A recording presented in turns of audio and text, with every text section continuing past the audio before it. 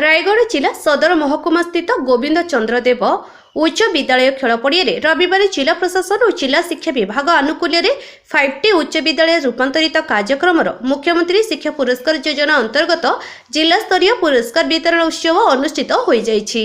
अतिरिक्त जिलापाल भास्कर चंद्र रईतଙ୍କ सभापतित्व अनुष्ठित कार्यक्रम में अनुसूचित जाति और जनजाति उन्नयन संख्यालघु और पछुआ वर्ग कल्याण तथा आईन विभागीय मंत्री जगन्नाथ सरकार मुख्य अतिथि भाव जोगदे दीप प्रज्वलन पूर्वक उत्सव को उद्घाटन करथिले। 5टी रूपांतरित स्कूल और अन्य स्कूल मानक पाई मुख्यमंत्री शिक्षा पुरस्कार योजनार शुभारंभ करिसेंती माननीय मुख्यमंत्री नवीन पट्टनायक। शिक्षार उत्कर्ष पाई वर्ष को 100 कोटी टंकार घोषणा करा जायछि। एथिरे ब्लॉक जिला और राज्य स्तर में यह पुरस्कार प्रदान करा जिवो।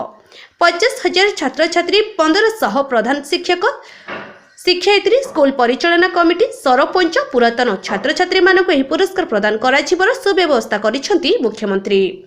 अन्यमानक मध्य सम्मानित अतिथि भाव रायगढ़ विधायक मकरंद मुदुली, जिला स्वतंत्र उन्नयन परिषद अध्यक्ष श्रीमती अनुसया माझी, जिला परिषद अध्यक्ष सरस्वती माझी, आम ओडिशा नवीन ओडिशा जिला संयोजक पी गौरीशंकर राव, जिला शिक्षाधिकारी पूर्णचंद्र बरिहा, अतिरिक्त जिला शिक्षाधिकारी भजनलाल माझी प्रमुख मंचासीन होइथिले। जिला शिक्षाधिकारी श्री बरिहा मुख्यमंत्री शिक्षा पुरस्कार योजना संपर्क में आलोकपात करथिबा बेले शिक्षा हेउछि मानव संबल समाजर मेरुदंड। बिना शिक्षा रे आम समाज आगको बढ़ी पारिबो नाही। मान्यवर मुख्यमंत्री शिक्षा क्षेत्र में एक वैप्लविक परिवर्तन करी शिक्षा को चरम सीमा रे पहुंचाई पारिछंती बोली विधायक श्री मुदुली प्रकाश करथिले। सेहीपरि जिला स्तरीय पुरस्कार वितरण उत्सव कार्यक्रम रे 1650 गोटी पुरस्कार वितरण करा जायथिला। एथिरे जिला स्तर में 10म श्रेणी परीक्षा रे श्रेष्ठ मार्क रखिथिबा 77 जन उत्तम छात्र को छात्र नेतृत्व अवार्ड भाव पुरस्कृत करा जायथिबा बेले ब्लॉक स्तर में 1112 जन को पुरस्कृत करा जायछि। सेहीपरि श्रेष्ठ छात्र नेतृत्व अवार्ड रे 352 जन को, श्रेष्ठ प्राथमिक विद्यालय भाव 29 विद्यालय, श्रेष्ठ माध्यमिक विद्यालय भाव 32 विद्यालय को पुरस्कृत करा जायथिबा बेले 4टी श्रेष्ठ ग्राम पंचायत को मध्य पुरस्कृत करा जायछि।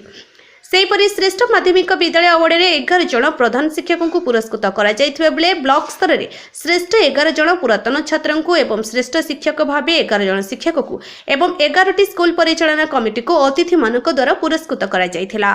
कार्यक्रम शेष में जिला शिक्षा अधिकारी श्री बरिहा धन्यवाद अर्पण करथिबा बेले कार्यक्रम में 1500 रु ऊर्ध्व छात्र छात्री शिक्षक शिक्षयित्री पुरातन छात्र छात्री विद्यालय परिचालना कमिटी सदस्यों समेत स्थानीय जनसाधारण उपस्थित रही।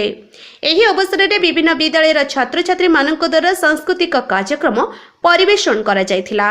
उक्त कार्यक्रम में जिलार समस्त ब्लॉक शिक्षा अधिकारी समस्त प्रधान शिक्षक और सहकारी शिक्षक उपस्थित थिले। कार्यक्रम में मंच परिचालना करथिले शिक्षक श्री अशोक दास, श्रीमती कांचन साहू और बसंत कौशल्या। रायगढ़ जिला जीरो ग्राउंड रायगढ़ जिला स्वतंत्र प्रतिनिधि श्री तेली नायकों रिपोर्ट, गूगल न्यूज।